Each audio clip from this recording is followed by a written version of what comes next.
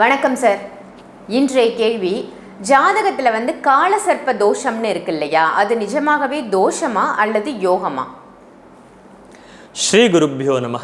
பூஜ்யாய ராகவேந்திராய சத்யதர்மரதாகச்ச பஜதாம் கல்பவృక్షாய நமதாம் காமதேனுவே அசாத்திய சாதகஸ்வாமின் அசாத்தியம் தவகம்பத ராமதூத கிருபா சிந்தோ மத்காரியம் சாதக பிரபு. எனதருமை குருநாதர் திருமிகு புதுவுடைமூர்த்தி ஐயா அவர்களை வணங்கி, காலசர்ப்ப தோஷம், காலசர்ப்ப யோகம் ரெண்டுமே ஜோதிடத்தில் இருக்கக்கூடிய விஷயங்கள். இங்கே ராகு தந்தை வழியும் கேத்து தாய் வழியும் சொல்கிறாங்க, அல்லது கேத்து தந்தை வழி ராகு தாய் வழின்னு ரெண்டு மாற்று கருத்துக்கள் உண்டு. மாதாமக காரகன் அப்படிங்கிறது ராகு, பிதாமக காரகன்கிறது கேத்துன்னு எடுத்துக்கிறாங்க. லக்னம் தொடங்கி அனைத்து கிரகங்களும் ராகு கேத்துவோட பிடியில் இருக்கிறது. இதை காலசர்ப்ப தோஷம்னு சொல்கிறோம். இது முன்ஜென்ம கர்ம வினை தாக்கத்தால் தான் இப்படி ஒரு ஜாதக அமைப்பே அமையும்.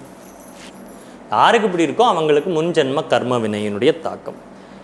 இந்த கிரக அமைப்பு எவ்வளவு பெரிய யோக ஜாதகமாக இருந்தாலும், எல்லாம் நல்லா இருக்கியா, எல்லாம் உச்சம் நீச்சம் எல்லாம் சூப்பர், ஆனால் எல்லாமே ராகு கேத்துக்குள்ளே சிக்கிடுச்சு.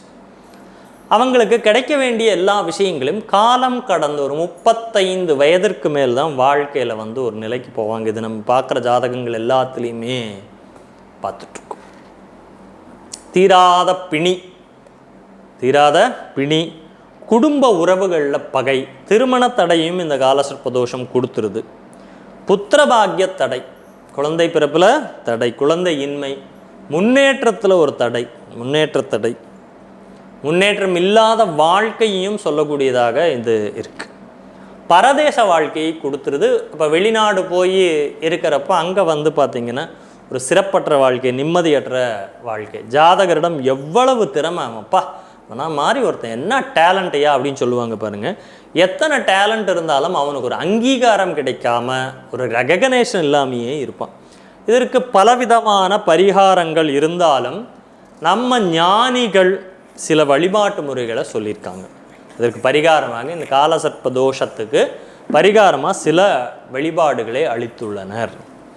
அவைகளை ஒன்று பார்த்தீங்கன்னா, பாம்பன் சுவாமிகள், முருகப்பெருமானுடைய மிக தீவிரமான பக்தர், ஞானி, சித்தபுருஷர் பாம்பன் சுவாமிகள் அருளிய துவித நாகபந்தனம் அப்படிங்கிறது. இந்த த்விதநாகபந்தனம் அப்படிங்கிறத, இந்த பதிகத்தை ராகு கேத்து தோஷம், நாகதோஷம் 1-7 ராகு கேத்து, 2-8 ராகு கேத்துக்குள்ள எல்லாமே லக்னம் உட்பட அனைத்து கிரகங்களும் அடைந்து கிடைத்தல். அதே போல் கனவுல அரவங்கள், பாம்புகளை பார்க்கறது, பாம்புகளை பார்த்தா ஒரு பலன், பாம்பு கொத்துற மாதிரி பார்த்தா ஒரு பலன், பாம்பு துரத்துற மாதிரி பார்த்தா ஒரு பலன்னு கனவு பலன்களும் இருக்குது. இந்த கனவில் பாம்புகள் வர்றது, இந்த மாதிரியான அல்லல்கள் இதெல்லாம் அகலறதுக்கு இந்த துவித நாகபந்தம், அதாவது 2 பாம்புகள் பந்தனமான மாதிரி ஒரு ஃபோட்டோ இருக்கும். அந்த பதிகத்தை சொல்லி வர இந்த நாகதோஷத்தால் ஏற்பட்ட, காலசர்ப்ப தோஷத்தால் ஏற்பட்ட பிரச்சனைகள் தீரக்கூடியதாக இருக்கும். இதை முதல்ல என்னைக்கு ஆரம்பிக்கணும்னா, ஒன்று அஸ்வினி மகம் மூலம்ங்கிற கேத்து நட்சத்திரத்தை அன்னைக்கு ஆரம்பிக்கணும். என்னைக்கு? அஸ்வினி மகம் மூலம்ங்கிற நட்சத்திரங்கள் வர அன்னைக்கு, அல்லது திருவாதிரை சுவாதி சதயம் இந்த நட்சத்திரங்கள் வர அன்னைக்கு ஆரம்பிக்கணும். அல்லது செவ்வாய்க்கிழமை கிருத்திகை விசாகம் நட்சத்திரம், முருகப்பெருமானுடைய நட்சத்திரங்கள் சஷ்டி திதி இருக்கிற அன்னைக்கு பக்கத்தில் இருக்கக்கூடிய முருகன் கோவிலுக்கு போங்க. முருகன் கோவிலுக்கு போய் முருகனுக்கு அர்ச்சனைகள் செய்துவிட்டு அங்கே அமர்ந்து இந்த துவித நாகபந்தம்ங்கிற இந்த ஒரு பாடல், ஒரு சின்னதாக இருக்கும் அந்த பாடலை அங்கே 27 முறை முதல் சொல்லிட்டு வீட்டுக்கு பாராயணம் செஞ்சுட்டு வாங்க. அதுக்கப்புறம் வீட்டில் 5 எண்ணெய்கள், நல்லெண்ணெய், விளக்கெண்ணெய், இலுப்பெண்ணெய், தேங்காய் எண்ணெய், நெய், என்னென்ன? நல்லெண்ணெய், விளக்கெண்ணெய், இலுப்பெண்ணெய், தேங்காய் எண்ணெய், நெய், இந்த 5 எண்ணெய்கள் சேர்த்து விளக்கில் ஊற்றி, இந்த விளக்கில் என்ன திரி போடணும்?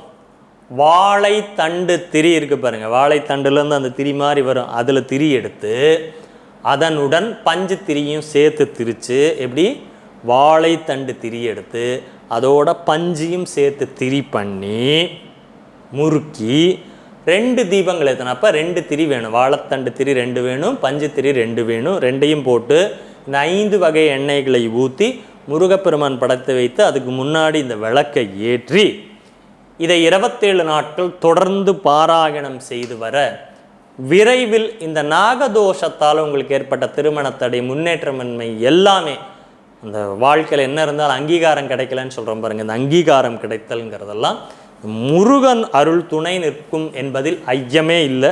நீங்கள் 27 நாள் கண்டிப்பாக பண்ணுங்கள், நட்சத்திர கணக்கு அல்லது ஒரு மண்டலம் 48 நாட்கள் தொடர்ந்து இந்த 5 எண்ணெய் வாழைத்தண்டு திரி பஞ்சு திரி சேர்த்து விளக்கேற்றி தொடர்ந்து 48 நாட்கள் செய்து முடித்து 48வது நாள் முருகப்பெருமானுக்கு ஒரு அபிஷேக ஆராதனைகள் செய்து ஒரு சர்க்கரை பொங்கல் படைத்து நிவேத்தியம் செய்து இந்த பாராயணத்தை பண்ணினீங்கன்னா கண்டிப்பாக தோஷங்கள் நீங்கி வாழ்வில் நன்மை பெறுவீர்கள்ங்கிறது ஐயமில்லை. ஏன்னா பாம்பன் சுவாமிகள் நிறைய பண்ணியிருக்காரு. த்விதநாக பந்தம், ரதபந்தனம், சஸ்திருபந்தனம் அப்படி நிறைய விஷயங்களை சொல்லியிருக்காரு. அதில் இந்த த்விதநாக பந்தம்ங்கிறது ராகு கேத்து தோஷங்களை நிரக்கக்கூடியதாக இருக்கும்.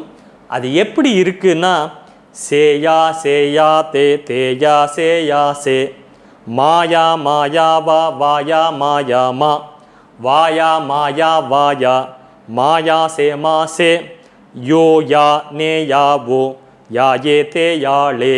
இதுதான் அந்த த்விதநாக பந்த பதிகம்.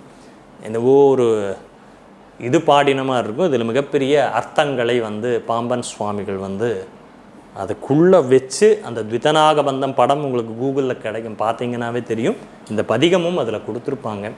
இதை பயன்படுத்தி நமக்கு ஏற்பட்டிருக்கக்கூடிய முதல் இந்த காலசர்ப்ப, நாகதோஷம், சர்ப்பதோஷம், அரவங்கனினால் பாம்புகளினால் கனவுகளில் ஏற்படக்கூடிய தீமைகள், இது எல்லாத்திலிருந்துமே நம்ம விடுபடக்கூடியதாக இந்த ஒரு பாம்பன் சுவாமிகள் அருளிய த்விதநாகபந்தம்ங்கிறது ராகு கேது தோஷம் என்னெல்லாம் பண்ணுதுங்கிறத பார்த்தோம். முன்னேற்றமின்மையை கொடுத்துருது.